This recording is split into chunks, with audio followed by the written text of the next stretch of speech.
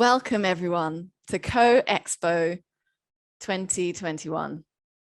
I'm Tamsin Lejeune and I head up Common Objective, and I'm delighted to host this opening session of Expo, the leading edge, the latest sustainable fabric and fiber innovations in partnership with the brilliant Global Green. Expo is a watershed moment for the Common Objective community, now reaching over 45,000 members across 150 countries, all dedicated to a common objective: great fashion products that value the people who make them and the planet. And for the first time, we bring professionals, pioneers, influencers, and change makers together to meet, connect, showcase their work, and to collaborate. And it's wonderful to see you all coming in from all over the world. So presenting this session, you're going to have an opportunity to meet some of the team, myself, Tamsin Lejeune, heading up Common Objective and founded the Ethical Fashion Forum some years ago. We'll also have Andy Shoa-Rogers joining us. He heads up our suppliers, our supplier base, Laurent, Frederic Lomain, who's head of our global partnerships. And then we've got two fantastic speakers coming in to join us in today's session.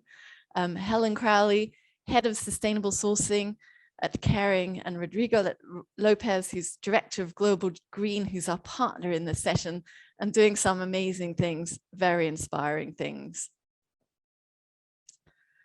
So the agenda for today, we're going to start with an overview. Laurent will give you the lowdown on some of the trends and latest developments in the sector. We'll then have a brief Q&A with experts, some of the people who are experienced in this field along with our partner. Then we'll have Andy, who's going to give you a quick snapshot introduction to some of the exhibitors in this session.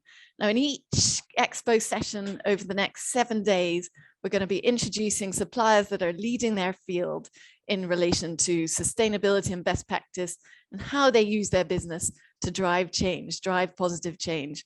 We're seeing more and more leadership from suppliers as well as brands. So after we've had a quick introduction to each of those suppliers, you will then have the opportunity to have a breakout session. So we will organize the session into smaller groups. And I'd like to note at this point that if you are entering from Zoom from your browser, you do need the Zoom app to participate in those breakout sessions. So I would encourage you to get that if you don't have it already. And then we'll have a wrap up in the main room where we'll give you the key information you need to know for the rest of Expo. So a few things to tell you about making the most of Expo. The great opportunity for us with doing an event online like this is that it's backed up by the whole of the Common Objective platform. Has some quite sophisticated technology behind it that allows us to match users and allows us to weight businesses so that the more sustainable businesses rise to the top. So I'd really encourage you to make use of that technology while you're in this session. Starting with saying who you are. You can post questions in the chat, and then you can also use code during and throughout the session to connect and bookmark with the organizations in this session.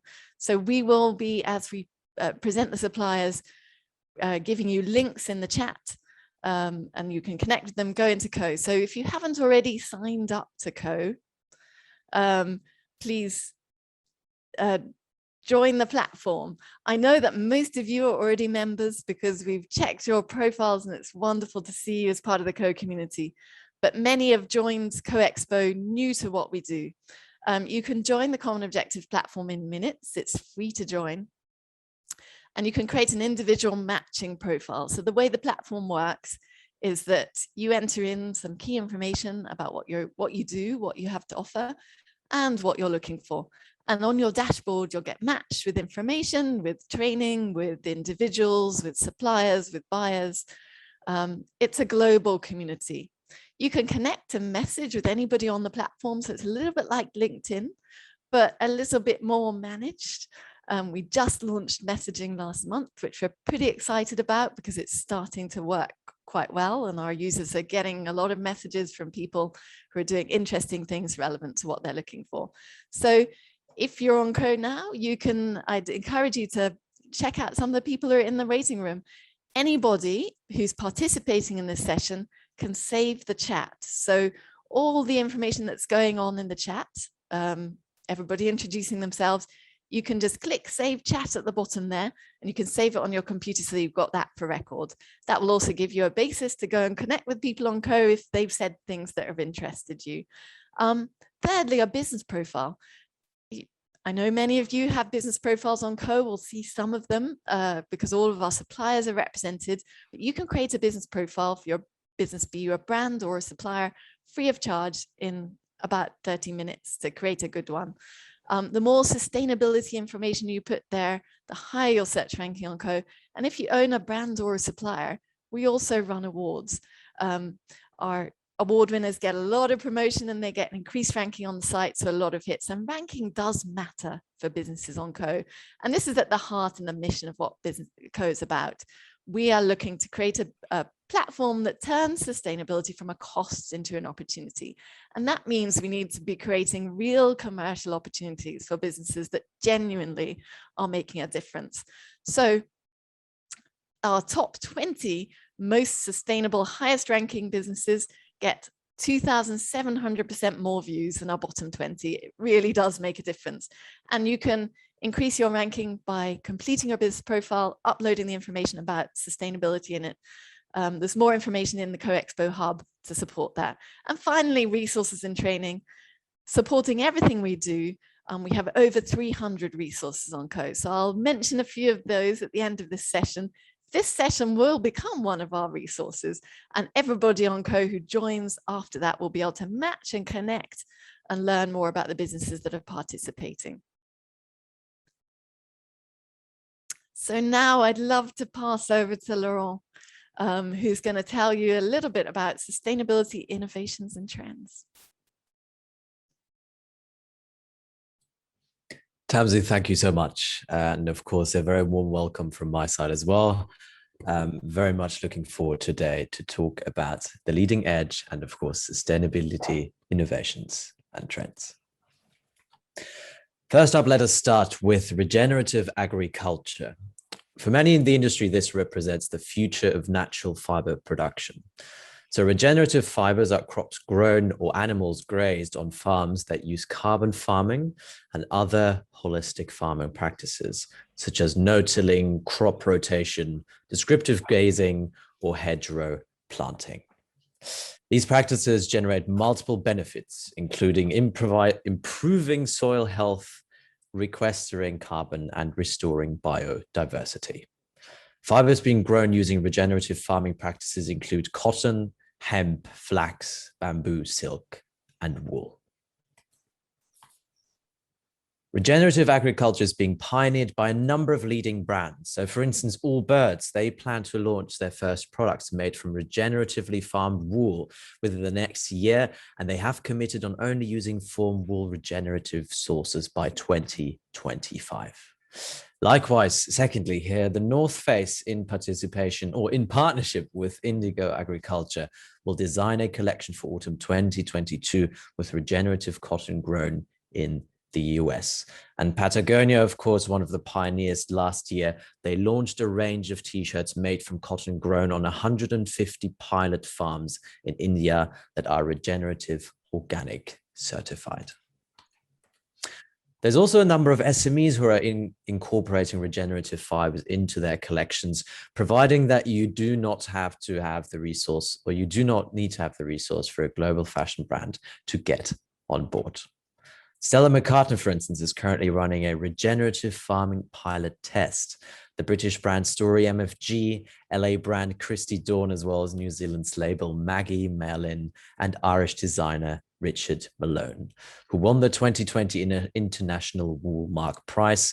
They've all collaborated on Oshadi with Oshadi Collective. Founded in 2015 as a women's wear label by Nishan Chopra, Oshadi has evolved into an artisan collective and textile supplier.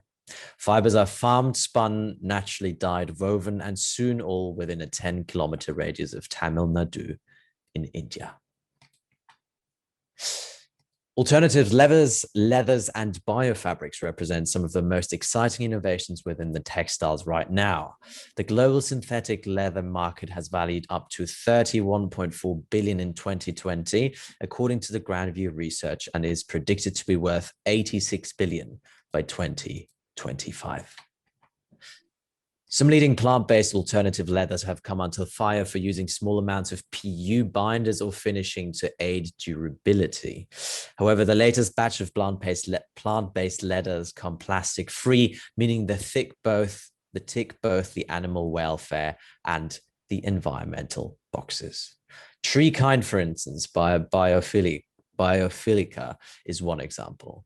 Made from urban plant waste, it can be recycled or turned into compost with plastic binders. Biophilica plans to begin pilot production in the autumn of this year.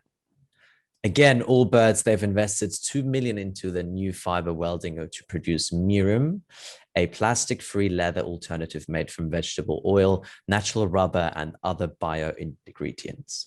Allbirds plans to launch an entirely plant-based leather sneaker by December 2021. So definitely one thing to be on the lookout for.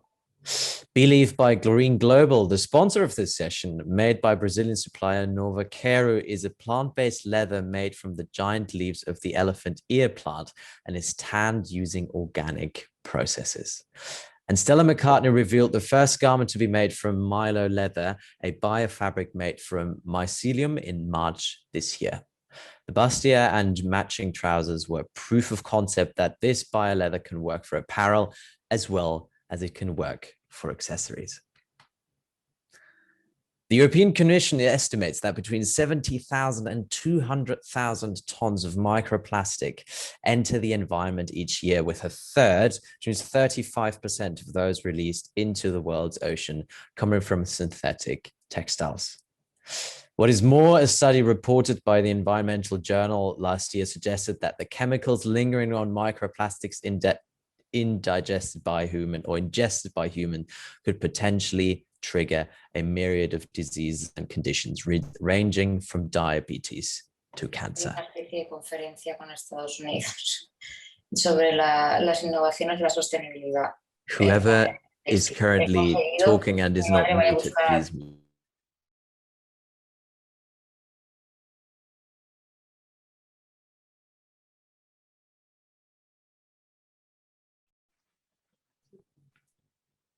There are, however, innovations in fiber production and tracing that are attempting to tackle this issue head on.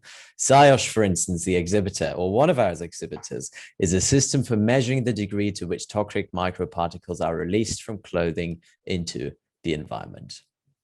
Milestar launched Male Skin Life Force Fabric during the pandemic. It is an anti-microfiber shedding fabric that features ViroBlock technology to prevent the spread of viruses. And while in December last year, Kintra, again, one of our exhibitors, collaborated with material science company Pangea to launch biodegradable polyester made from corn instead of fossil fuels, which is biodegradable, compostable, while also avoiding the microplastic shedding and conventional polyester. And with that, on the future trends, I'm very happy to pass over to Tamsin again. Thank you so much, Laurent. So for those of you, that was a very rapid run through. So if you need a recap, we will be uploading all of those slides. You just need to be a member of Code to access them.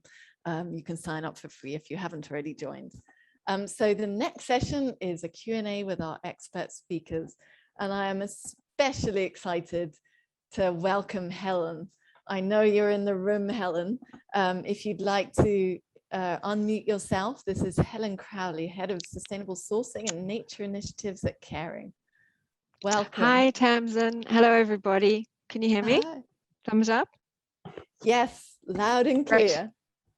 Excellent. So we'll hear from you first, and then we'll hear from our partner, Rodrigo. But great. Helen, Thank I'd you. love to hear a little bit about your work at Kering, how you went about integrating sustainable fabric sourcing across the group. Sure. It's great to be with you all. It's fantastic watching the chat and seeing everybody join. I'm just sitting here thinking, I've been with Kering 10 years this year, and thinking, wow, we have come a long way in 10 years in terms of sustainability, and particularly all this fantastic innovation and entrepreneurship in sort of small and medium size enterprise. So congrats to all of you. It's really exciting.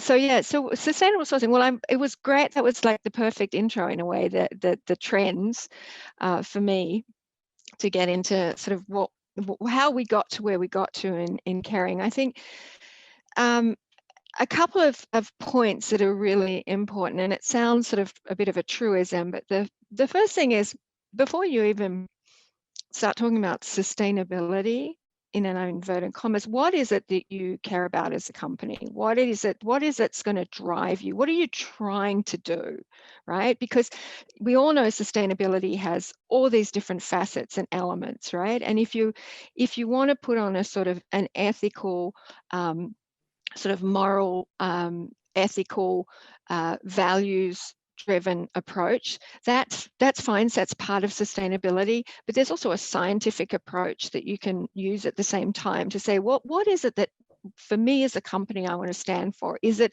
mostly around really driving sort of innovation and social outcomes and artisanal production, along with other things? I'm not saying that's a sole thing, but or is it around driving towards nature positive, climate neutral or net zero? Or is it both?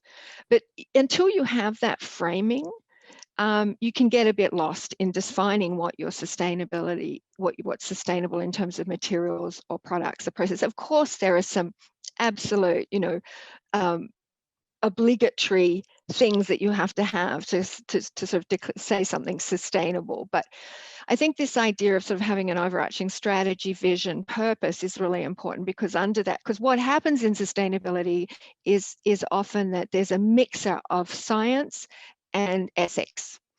And it gets a bit messy then to say what's sustainable. Is it scientifically sustainable? That means by doing this, we're not going to have generation upon generation of negative impacts. Or is it just something that addresses, or is it something that addresses an ethical parameter or boundary? And that's, for example, on animal welfare, and I'll circle back on that, on using animals in fashion. That's where you sometimes get caught. Now, I did that long-winded intro by saying, when I started at Kering 10 years ago, one of the most important things was that overarching vision of doing more good, not less bad, of addressing communities, of addressing environmental issues. Biodiversity was in there at the beginning. Less impact, and framing and helping frame our actions around a measurement protocol, like what we call the environment profit and loss account, so a natural capital account. So we had an overarching vision of what we wanted to do in the world, and then under that we had specific ways that we wanted to do that, through our sourcing, through the way we do our manufacturing processes and so on. And I was responsible mostly through defining what our sourcing was. So that's where we sort of look at then, well, what is it that addresses our value, like our parameters? Because certain certifications, like organic, get to a certain level of what we want, but we want more than that. We want wildlife friendly and organic. We want fair trade and organic. We want livelihoods to be really encapsulated as well. And I'm talking sort of 10 years ago when we were looking at this initially. So certifications sort of helped to a certain extent, but then we also wanted to drive more change. So when we set the overarching vision, then you've got some guidelines, like these certifications help you get there. And then of course there's the recognition that you go out there, and it's not like everything, you can suddenly find everything that meets your definition of sustainability. So you have to be sort of in it for then that you say, am I in this for the short term or the long term with sourcing? Because if I'm in this and I really want to make it sustainable, I have to stick with it and help work with the producers and so on to make it more sustainable. So, we launched a a project on cashmere in the South Gobi in Mongolia that's been going for 5 years now. I mean, that's a long, and it's going to keep going. That's how we decided we would get sustainable cashmere, because way back when we first looked, there wasn't cashmere that was addressing all the elements that we wanted, which was herder livelihoods, rangeland regeneration, and animal welfare. So we really, we developed a program, and many of you are involved in different programs. So that's sort of how we've got to where we are now. And even now with regenerative agriculture, where regenerative agriculture is a natural evolution of our thinking and our actions from 10 years ago, of where we want to drive now to a more restorative and regenerative approach, not just about doing less bad, about doing more good. So we launched a regenerative fund for nature earlier this year, and are supporting programs. We're going through the selection process right now, supporting producers around the world doing cashmere, wool, leather, and cotton, to show how regenerative practices can expand and scale and replicate and be the appropriate actions to deliver on livelihoods, climate, and nature. So we've sort of evolved to really now sort of, doing more to sort of support new practices, and then that will offer not only to us but others also a pipeline of new sustainable materials. Thank you so I'll stop much. there, 'cause I think you have some more questions. Yeah. Yeah, we're a little short on time, so I'm just going to ask you one more question. But we would love you, if you're able to, continue to stay with us for the breakout. So if anyone has questions, alternatively, you can also connect with Helen on Co.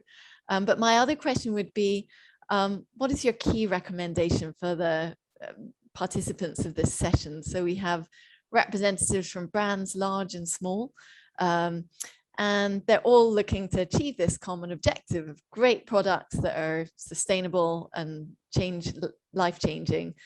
Is there one thing that you would recommend that can really make a difference in the way they source? One thing. Stick with nature. Nature has had 3.8 billion years of research and development. 3.8 billion years. What nature does really well.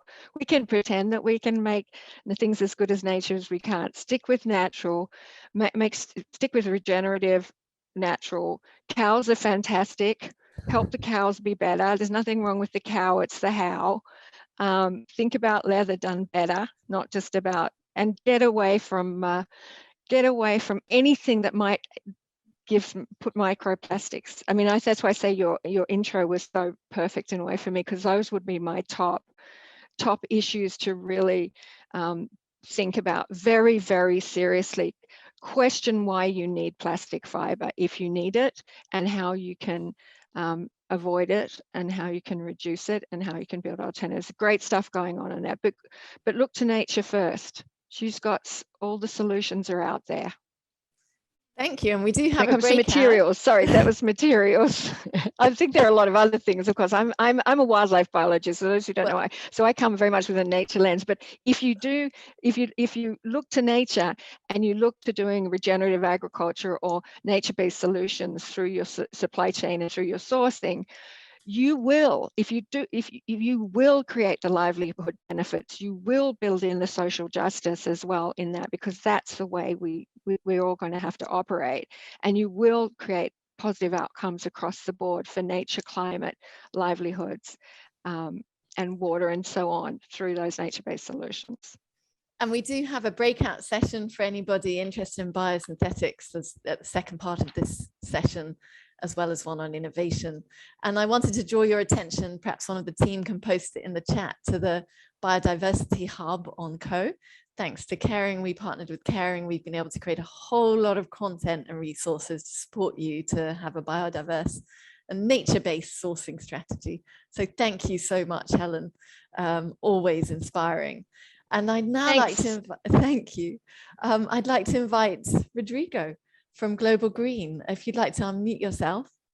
Yes. We'd hi, love everyone. Hi, wonderful to have you in the room. Thank Another you very much. incredibly inspiring entrepreneur here. could I ask you to introduce the three companies that you're representing here? So I think we have 3 slides that we can navigate to. And if you could just tell the audience a little bit about these and how and what they offer. Definitely. Well, first of all, I would like to thank you for the opportunity to be here today. Tenzin, we are very proud to be part of Common Objective. And thank you, Helen, as well. So to share your views on sustainability with us. It's amazing to have a view from such an important house. So, wow, it's a great opportunity. So, guys, my name is Rodrigo Lopes. I'm the director of Global Green. Let me quickly introduce what Global Green is. Global Green was born out of a pain that we had, that being so long part of the fashion industry, especially on the shoe industry, we felt that we could not continue to operate as we were, and things that were happening in the trade, especially fast fashion. We were seeing so many companies, so many communities being destroyed by what is happening in the world. So we decided to create Global Green to give a voice to support and develop new innovations on sustainability. Through our journey, we saw that there were so many companies that had so many amazing products, but didn't have a chance to showcase their materials outside their local community. So that's actually what Global Green is. We support and give voice to innovation on sustainability. So we have today 3 main products, but we are not stopping there. There will be many more coming in the future, joining Global Green. So the first company that we have is Nova Kairu, which is an amazing company that developed a material from a fish ladder that grows, a fish that grows in the Amazon, and it's an amazing story there, that they work with local organizations to support and teach local fishermen how to sustainably manage the fish population, to avoid overfishing, and also they work together with these organizations, so these local fishermen can live from the fish and live from this waste or that the skins that were being wasted.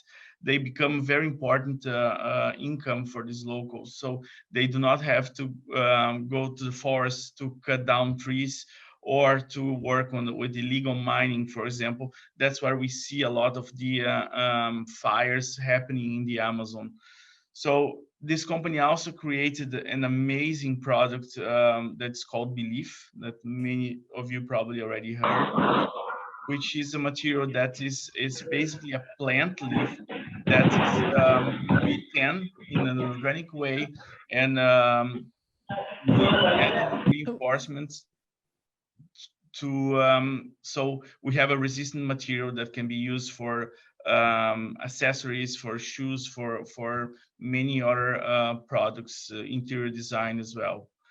So we also have a Nova Kairu special ladder made from salmon panels. Our founder Eduardo developed a technique that he fuses salmon leather together without any stitching and create amazing panels that also can be used for different fashion products and also interior design. So along with that, then we have, what's the next slide, please? Well, we have Torcetex, that is an amazing company as well, that turns cotton crop waste into this amazing straw fiber that it can be transformed into many different weaving, many different materials that can be applied for bags, for shoes, for wall covering, for furniture.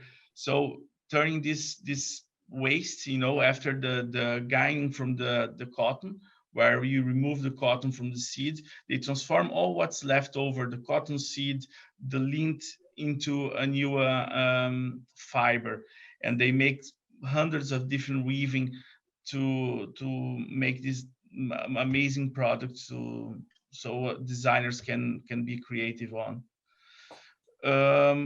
After that, we have EcoSimple.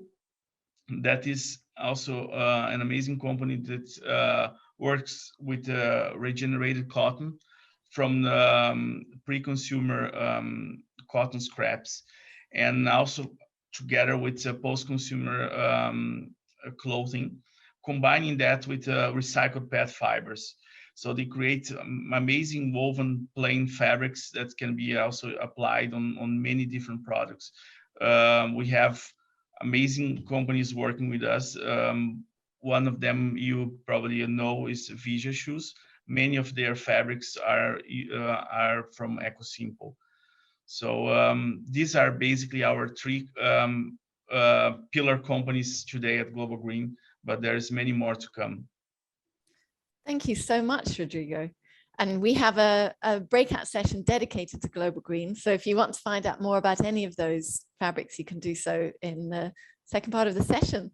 And now we have a short amount of time to introduce each of the other exhibitors. I'd like to hand over to Andy, who's our head of suppliers, who's going to give a really brief snapshot on where we can, and the exhibitor is in the room. We'd love to hear from you. We have 60-second slot for those exhibitors. What we don't want to do is take away from the time we have for you to connect with customers or interested members of the group in the breakouts. So we have another 10 to 15 minutes for this section. Thank you. Thank you, Tamsin. It's a huge privilege to introduce you all to more leading edge suppliers. Some of these suppliers, the co-community, have had the honor of getting to know over many years, some more recently, but each has something unique to offer. So the content on these slides has been as a snapshot of the business profile on Co. And so during this next few minutes, as we show a slide, Manisha is going to put a link to their business profile into the chat so that you can connect with the people in these companies.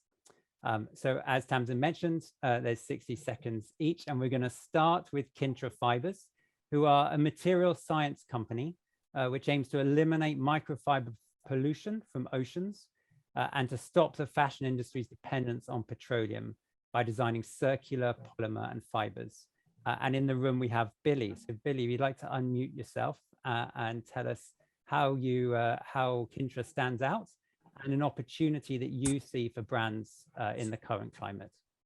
Sure, thanks Andy. Great to be here. Hopefully you guys can all hear me. As Andy mentioned, we're a material science-based company that's creating a new fiber based on PBS chemistry, and we've tailored this chemistry specifically to fit into the fashion value chain. So we're geared towards making a performance product that comes from renewable resources only and is compostable. So at the end of the day, when fibers are shedding, they get into the waterways and soils, they have a shot of actually turning back into the biocycle and pushing that carbon back through into a circular system. So yeah, we love to engage with brands big and small. I'd say one of our biggest strengths is engagement in all areas of the value chain and the ability to create custom solutions for brand partners.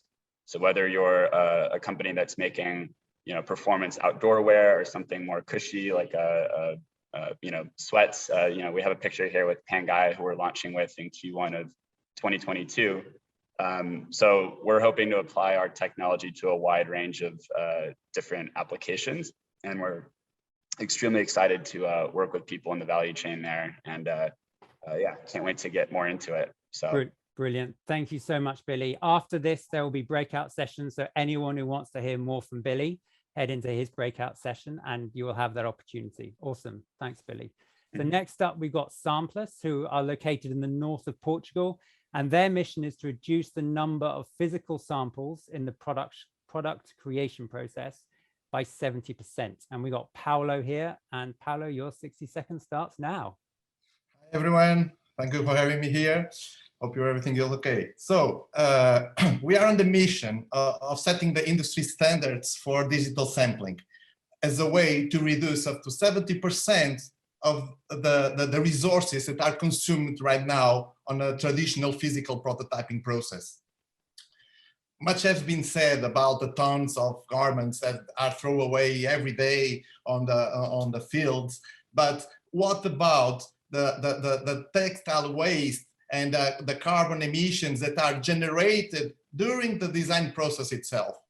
Why continue wasting so many materials and energy in expressive and polluting physical samples that we are producing as a mock-up products to put on the garbage afterwards? So that's why we believe that fashion sustainability starts digital. At the very, very beginning of a design process, especially at the material sourcing stage. Material suppliers and buyers should be the first movers on this digital transformation process. So they can start using digital swatches and virtual platform interfaces. So we use digital not only because it's trendy, no, because it helps to the traditional design process to be more sustainable and efficient. So samplers drive brands for all different sizes and needs into this digital transformation journey, improving the traditional design process in a digital and innovative experience. So come to our break room. Brilliant. Thank you, Paolo. Excellent. Next one up. We have Studio Sarmita. Based in Germany, they create unique and high quality sustainable materials made of industry byproducts. Over to you. Hello, everyone. I am Sarmita and I am a material designer based in Frankfurt, Germany. At Studio Sarmita, we create unique and unseen material concepts designed from industry waste. For example, our latest development is a leather-like biofabric made of recycled textile fibers and natural binders. It is a new approach on materials because instead of focusing on a single fiber, it focuses on a textile waste as a whole. Our production methods are also carefully designed and optimized to leave no negative impact on the planet. As a studio, we also provide consulting services for companies who want to implement circular ecology principles. We believe that today's biggest opportunity and challenge for the fashion industry is to rethink how we produce, how we consume, and how we discard. But it does not end there. We need to design for a second, third, and even fourth cycle of materials. Thank you. Amazing. This is brilliant. This is all so good. What amazing company. 60 seconds isn't enough. So the breakout rooms are going to be fantastic. Do also connect with these brilliant exhibitors as well by clicking on the links in the chat to connect with through their business profiles. So next up, we've got Usher Yarns, who are based in India. Usher Yarns incorporated in 1995 to manufacture recycled cotton yarns, and their aim is to make the textile supply chain circular by recycling textile waste into the finest yarn for fashion brands. Over to Usher Yarns. Hi, I'm Anurag. Oh, Anurag, great. I am representing Usher. I'm the managing director. Jay is not here at the moment, so I'll introduce. We are in India, and we are making recycled yarns from pre-consumer and post-consumer cotton waste. And our motto from day one has been recycle to perfection, align with nature. So generally, when we use recycled materials, there is a mindset that it would be a B grade or a C grade material, and that's what we've been working on. And now today we are offering recycled yarns from garment waste, which can be used again in making garments. And we offer a lot of facilities or reliabilities which a garment manufacturer or a brand looks for, like color consistency, chemical compliance, traceability in our yarns. And we've been able to get it accepted by a lot of brands for their range of products, international brands. And we're also partnering with them for circularity goals. And we are taking their offcuts in India. So we offer them traceability, not just in their products, but also in their wastes. So they can actually trace where their waste went, and then they can make garments out of that waste again and put them up as recycled garments, which are as good as virgin garments. Superb. Thank you so much. That's fantastic, Anurag. Thank you. And lastly, ZEOSH. ZEOSH is a system for measuring the degree to which toxic microparticles are released from clothing into the environment, depending on the number of washes it's been subjected to.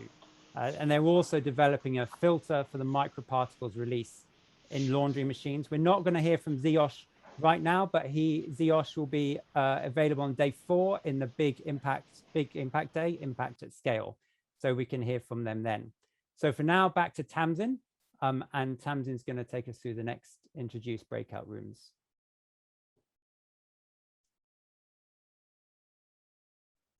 Thank you. And at this point, I wanted to say a very special thank you and welcome to Textile Materials Hub. So we have partnered with Textile, and Tiffany is in the room and will join one of our breakouts. And I wanted to do a special call out for this because collaboration is a core value for Co. And we see that we can achieve multiple times the impact by working with the other organizations and entrepreneurs who are already leading in the field. Textile is a platform that allows fabric suppliers to sell their samples, and we've partnered with them so you can buy samples through Co and buy fabrics through Co. It's the beginning of hopefully a long partnership. You can visit the Textile Materials Hub. You can see the link in the chat. And you can hear from Tiffany in the breakout. So if we just go into the breakout slide. So we have 3 breakout sessions for you to join. We have a lot of people in the room, so these are going to be quite large this time, but we hope you can get what you need. Now, a few things to know about breakout rooms. You can move from one room to the other, should you want to. There are 3 rooms. One is managed by Global Green.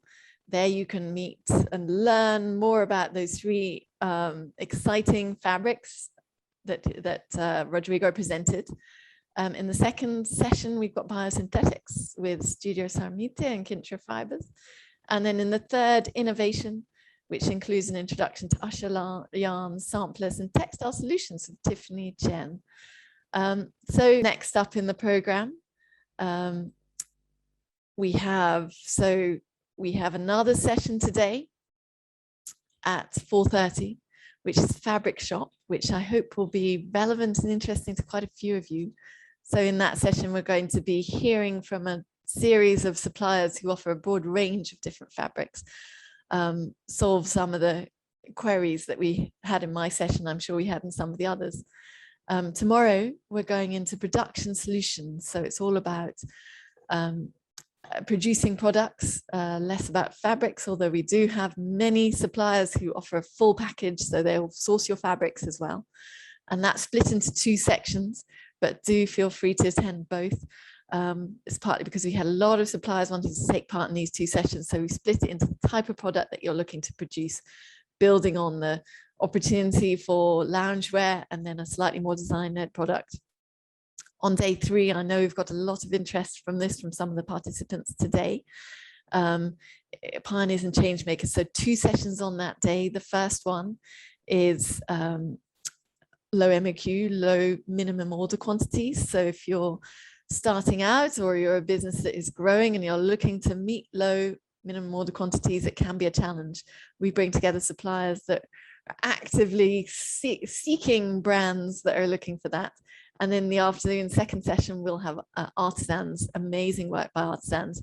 Day 4, don't miss big impact, really interesting innovations that we're seeing in the large supplier sector, large business sector. And if you represent a larger brand, learn from others about how you can integrate sustainability in a meaningful way. And we'll also have a session on packaging, relevant to everybody. Packaging has a big impact, a big negative impact, and we're looking at how we can mitigate that. On day 5, Friday, authentic luxury. So if you're producing luxury products, find fabrics. And we also have a session specifically on jewelry and accessories. And next week, so I know some of you may have signed up before we were promoting the sessions next week. I'm really excited to announce the Latin American showcase that we have next week, which will showcase suppliers all over Latin America. we've got a couple of minutes, and I know do we have Marielle in the room? Hello, yes, great, I'm here. yes. Well, would you just say a few words about the Latin American Sourcing Showcase? Definitely, we are very proud to be connecting bridges with Latin America and Europe and the world. We will be having a session on day 6, July 20, where we're going to showcase more than actually 18 companies coming from Ecuador, Peru, Colombia, Brazil, and we will be able to show you not only the power of how we're collaborating with these companies and connecting through common objective, but also how they are creating their materials, how are they sourcing, and the possibilities for everybody of you to ask questions and learn a little bit more about the culture, about the textile materials, and also how they are implementing circularity, which is something quite interesting. And of course, the magic of the denim. Everybody is going to be able to have all these little details during the event. So I invite everybody, I'm quite excited to also connect you to the Latin American Hub on Common Objective. So I will be putting it on the chat, and welcome. Thank you very much, Tamsin. Thank you, Marielle. So yeah, and then I want to introduce the very final session, Sourcing the Future. So we've saved the best for last in a way. One of our key partners and sponsors, PDS Multinational, will be coming in to tell you about the latest innovation in tech. And we're going to learn from experts across their sector and businesses that they've invested in. So PDS Multinational, not only are they looking at integrating sustainability across their supply chain, they are also investing in some of the latest tech from a sustainability perspective. So we will hear from some of their investee businesses and join that session on the last day, day 7. And at the end of that, we'll have a highlights. And just to remind you, at the end of each day, we have a 30-minute session in case you missed anything during the day to tell you a little bit about the key highlights of the day. So coming soon. So what's coming up next? We have co-awards. So I mentioned this at the beginning. Deadline is the 31st of October. We will be, anybody who has a business, you can be a brand or a supplier, all you need to do is create a business profile on Co. And once you've done that, you're automatically eligible for the awards. Now, what happens with the awards is you get an award badge. You'll see this on many of the businesses on Co. It'll increase your ranking. It'll give you more views and more customers. And also the reason we do it is to encourage our users to create a race to the top. We're looking to give the most profiles to businesses which are really making a difference. The awards consider 6 categories. Perhaps one of our team could post a link to the awards in the chat so you can see what those are. On the 25th of November, we are planning a session on brand leaders, which is looking at one day training on what the leading brands in the sector are doing to achieve greatness across 3 dimensions. So that is selling their product, operating in the most sustainable way. We'll learn some of those secrets and share them with you. So you can sign up for brand leaders. We'll be promoting that after the session. And then finally, to mention that we are already planning Co-Expo number 2 from the 9th to 12th of March 2022. So whether you're a visitor or a supplier, we'd love to see you there. And do join Co-Expo, a